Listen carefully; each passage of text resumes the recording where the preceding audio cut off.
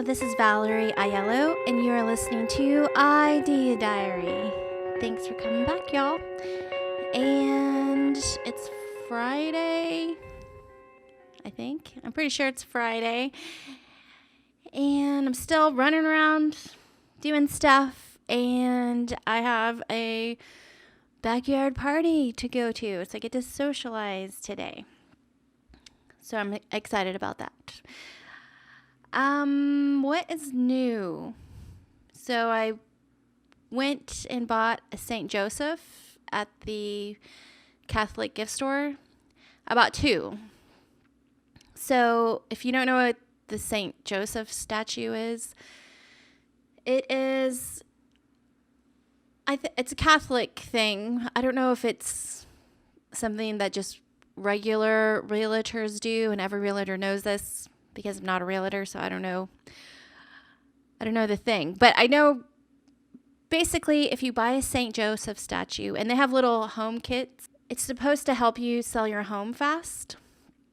And there's different ways to do it, but there's a prayer, there's a St. Joseph statue, and basically I've heard people pick a corner in their backyard. I don't know if it's supposed to be right or left. And then I've heard people do this when you put your for sale sign up, or different areas of your yard. But basically, you take this statue, you dig a hole, you put your statue upside down in the hole, and then you cover it. And the statues are kind of like little chess pieces. The St. Joseph can either be looking at the street or looking at your house. And I think the technical rules are based on what you want as far as location and which way you want the St. Joseph to be facing.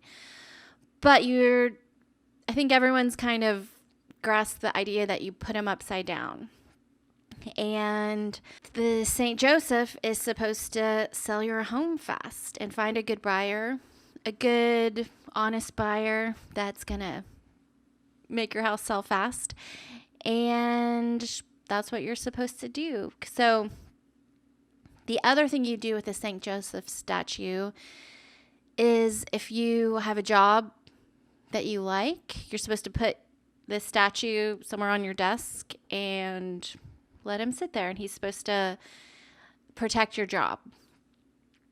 Or the other thing I could do is you put your St. Joseph statue by the door of your job, or by the door of your office, and it's supposed to help you get out of that job and get you a new one. So I don't know where you put this if your job is in a desk situation.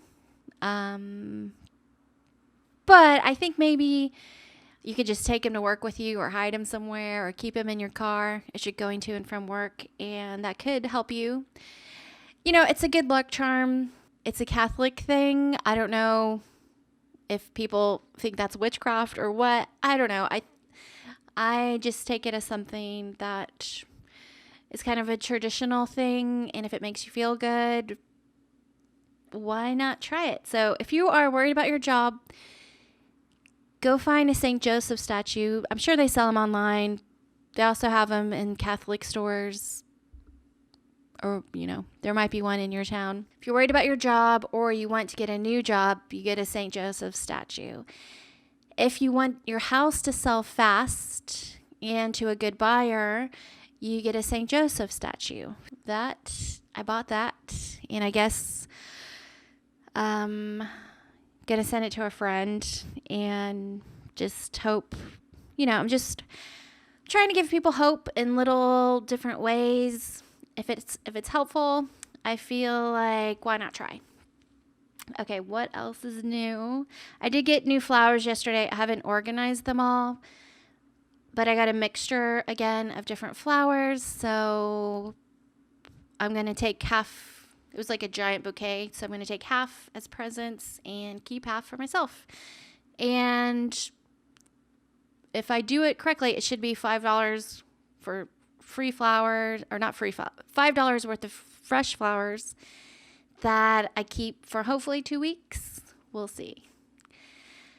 There are no mums in this big pack, so I know the mum for sure that lasted a long time and was really great for a long time. We'll see how the flower situation goes down. Like I said, I don't know anything about flowers. This is all new to me. I don't know if flowers come in seasons like fruit does. I have no idea. I imagine there are some flowers that are better in different locations. When I lived in California, there were flowers in everyone's yard, everywhere. And in Texas, you don't really see a lot of flower trees unless you really know. There are a few that are like deserty type of flower trees that are good, I guess, in this type of climate, but not very many.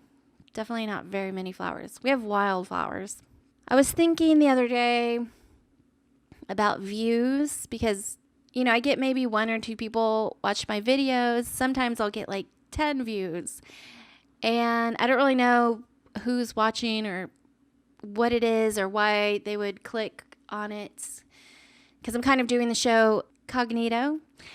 And so I'm not really advertising that I'm doing this because I'm still practicing talking and all that stuff.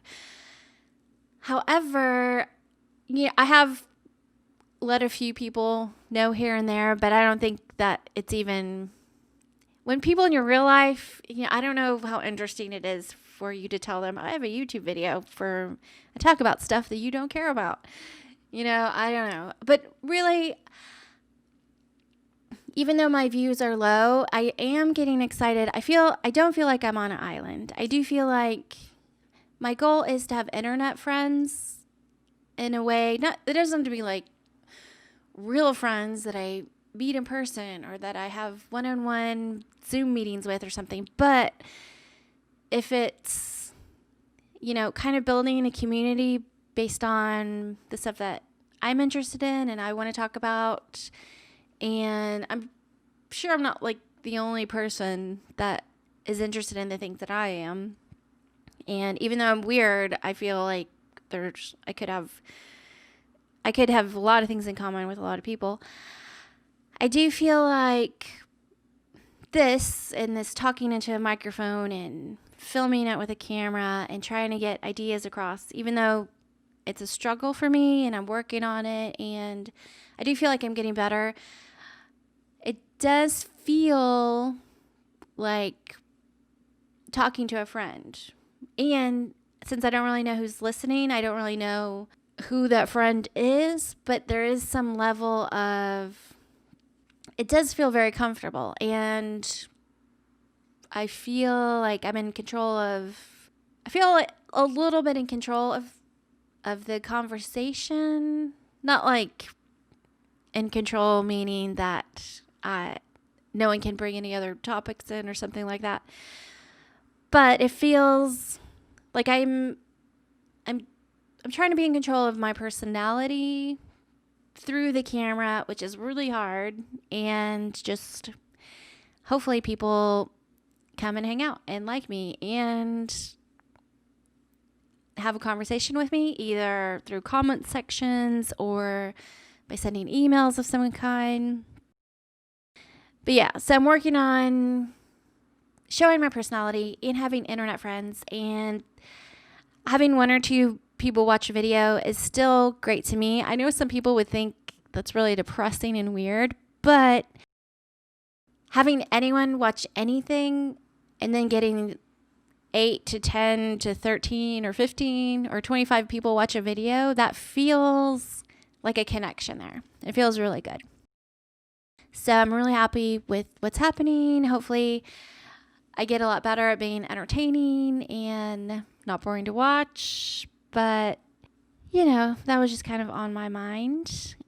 Another thing I wanted to talk about today was podcasts that I feel like I'm watching a lot of Joe Rogan podcasts lately, but his guests are good. Today he had Tim Dillon on, and Tim Dillon is a comedian, and he's pretty funny. He's just one of the people that I like a lot right now. He had Joey Diaz on the other day, who I really like Joey Diaz's podcast. There's just something like super friendly about him and he's just his own personality, and he has these crazy stories and he can tell them really well. But Tim Dillon,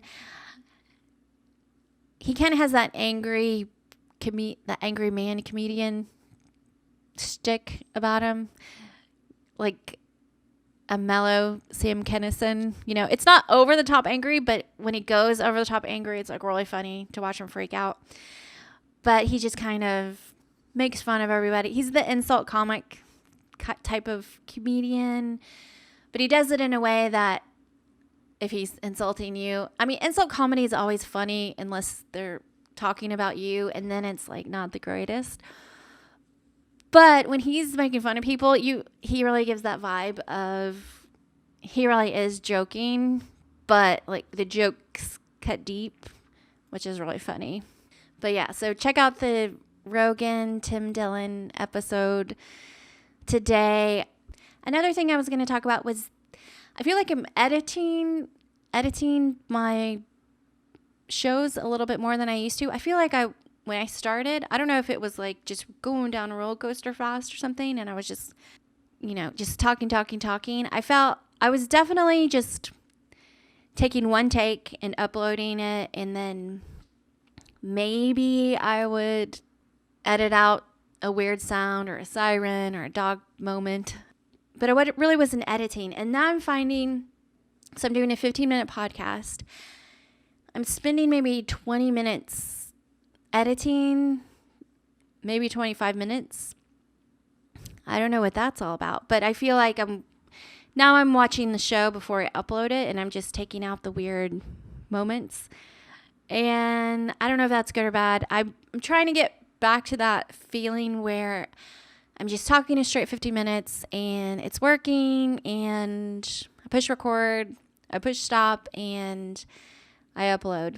But yeah, so I've been watching the show, editing out a lot of weirdness lately. So that is taking a little bit extra time. So I don't know if that's just caring a little bit more as I go along about the episode that I'm uploading, but that's happening. So it is taking a little bit more time this month than it did last month. So we'll see if that changes or what ends up happening. I feel like maybe when I'm talking, I'm taking breaks a little bit more or something. Who knows? But it's Friday and I'm feeling a little bit distracted because I got a few more things to do today, and I want to wrap up everything that I possibly can before I go and have drinks tonight. And yeah, so I'm just going to end the show here, I guess a little bit early. But I will be back tomorrow, and I hope you guys have a fun Friday. And I still don't know how to end the show, so I'm just going to play the music.